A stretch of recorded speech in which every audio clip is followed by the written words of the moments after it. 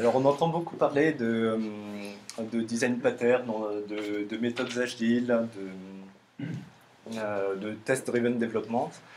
Et donc, depuis 4-5 ans, les bonnes pratiques en général, c'est à la mode. Alors, moi aussi, je vais vous raconter une histoire. C'est une histoire, si vous ne l'avez pas vécue, faites-moi confiance, vous allez la vivre un jour dans votre carrière. Alors, l'histoire, elle est banale. C'est un client, une PME de 100 personnes qui veut faire un intranet avec des fonctions de gestion de projet, de communication interne. Et elle va faire travailler un développeur indépendant qu'elle connaît bien, qui travaille bien, avec qui elle a déjà travaillé. Le développeur fait une proposition à 30 000 euros pour le développement et va se baser sur PHP, Symfony 2, Apache, MySQL. Donc voilà un projet on ne peut plus classique. Le projet est signé et le développeur se met au travail. Il va commencer par définir quelques méthodologies pour travailler. Il va mettre en place des tests unitaires, une intégration continue pour des modules open source et pour des modules privés dédiés à ce projet. Il va monter plusieurs plateformes, développement, validation, production.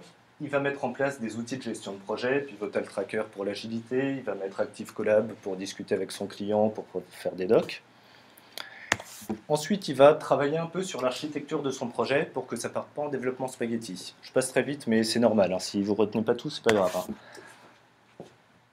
Il va essayer de rationaliser les styles, donc il va mettre en place SAS Compass, il faut qu'il installe Ruby. Il va mettre en place Bootstrap. Pour faire marcher Bootstrap, il faut qu'il mette en place Less et Node.js.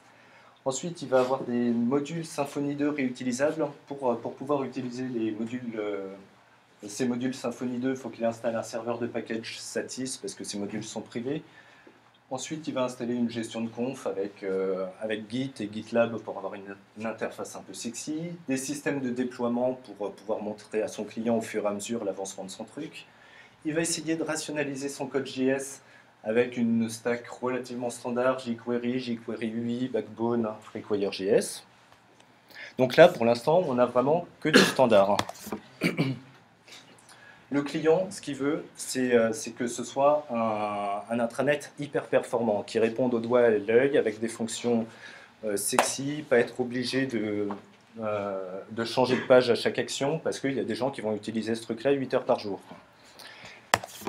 Donc pour ça, on va rajouter pas mal de fonctions, on va mettre en place un petit moteur de recherche, donc on va installer Solaire, Java, Tomcat.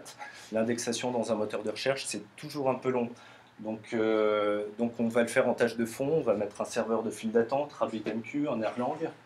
On va compresser les CSS, les JS, on va faire des sprites CSS pour que les pages s'affichent hyper vite, pour que tout soit super réactif. On va répondre aux contraintes handicap, WCAG, RGA, ARIA parce qu'on est aussi en JavaScript. Pour les performances, on va installer des outils, YSlow pour tester la vitesse côté client, JMeter pour la vitesse côté serveur. Sur certaines fonctions, le développeur a identifié que ça irait beaucoup plus vite avec des bases NoSQL, il va installer un Redis. Et pour les accès mobiles, il va tout faire en responsive design. Maintenant, ça va très vite, c'est normal. Maintenant, pour l'exploitation, une fois que le projet est fait, il faut le mettre en exploitation. Là aussi, il y a pas mal de choses à faire. Il faut mettre en place du monitoring, il faut mettre en place du ticketing pour les retours clients, il faut mettre en place des backups, évidemment, de l'hébergement, la sécurité, un scanner de files, il faut faire de la veille de sécurité sur tous les outils, toutes les librairies qu'on a utilisées. Et là, on a un projet, finalement, on ne peut plus standard. Et on a essayé d'utiliser les bonnes pratiques associées à chacun des problèmes individuellement. Oui, mais le problème, c'est que ça devient très complexe. À l'arrivée, sur un projet qui est quand même pas excessivement gros, on parle de 30K €, on se retrouve avec un nombre de technos qui est assez énorme. Et le problème de ce nombre de technos, c'est quel est l'impact de tout ça sur les coûts, sur la qualité et sur les délais. Alors là, le problème, c'est quand on a trop de techno, et bien à un moment, plus de techno, ça fait plus d'incidents en production. Plus de techno, ça fait plus de failles de sécurité. Plus de techno, ça diminue la durée de vie, parce qu'au bout d'un moment, forcément, si on a 50 techno, au bout de 6 mois, il y en aura une qui sera abandonnée. Plus de techno, c'est aussi plus de bugs ésotériques.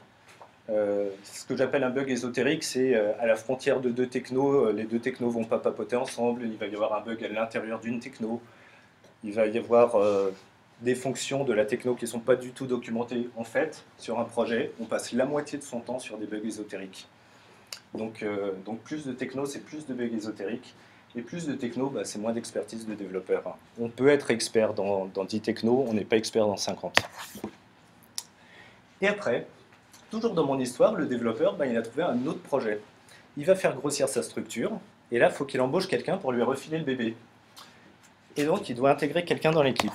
Ce quelqu'un, il doit connaître PHP, Ruby, Java, Node.js, Erlang, JavaScript, différentes méthodes, outils, l'agilité, des contraintes handicap, des tests unitaires, des librairies à n'en plus finir, Solaire, Symfony 2, des compresseurs, des préprocesseurs. Il doit connaître des outils d'exploitation.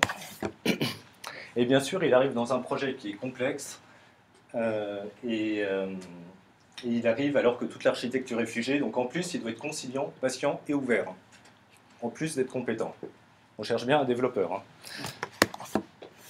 Donc en gros, ce gars-là n'existe pas.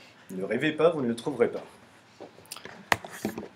Bah, du coup, qu'est-ce qu'il faut faire? Alors, il y a une solution, c'est de dire toutes les bonnes pratiques à la poubelle. Ça me paraît un peu violent. Je vous propose une solution un peu plus modérée. C'est l'œnologie des bonnes pratiques. En gros, quand on a un vin jeune et qu'on le goûte, savoir s'il sera bon dans 5 ans ou pas, c'est quand même pas évident. Et bien, les bonnes pratiques, il faut faire l'exercice. Quand on a par exemple le Behavior Driven Development avec BIAT ou Cucumber, est-ce que ça va percer? Est-ce que c'est vraiment utile? Alors moi, honnêtement, j'ai pas d'avis tranché sur la question, mais c'est pas évident, il faut se poser la question. Tout le monde n'a pas les mêmes goûts. Il y a des gens qui vont adorer des langages concis comme Ruby, d'autres qui vont adorer des langages complètement explicites comme Java, d'autres qui vont adorer Perl, mais ça, j'arrive pas à comprendre. Et donc voilà, il n'y a pas de bien et de mal à ce niveau-là.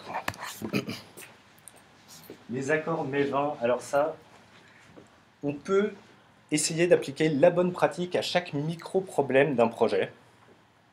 Le problème, c'est qu'il y a des bonnes pratiques qui n'arrivent pas à cohabiter ensemble.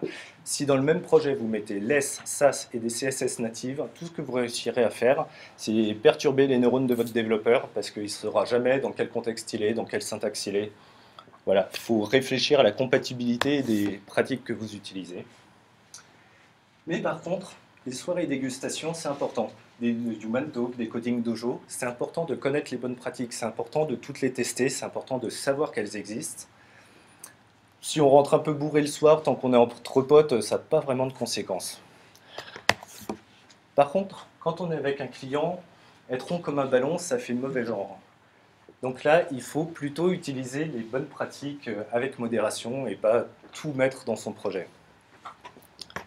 Alors vous l'aurez compris, l'ensemble de ce talk, c'est une ode au pragmatisme. C'est-à-dire que les bonnes pratiques, c'est bien, il faut les connaître. Par contre, si vous utilisez la bonne pratique, enfin la meilleure pratique possible associée à n'importe quel micro-problème de votre projet, vous aurez 10 fois trop de techno et c'est le meilleur moyen d'emmener votre projet dans le mur.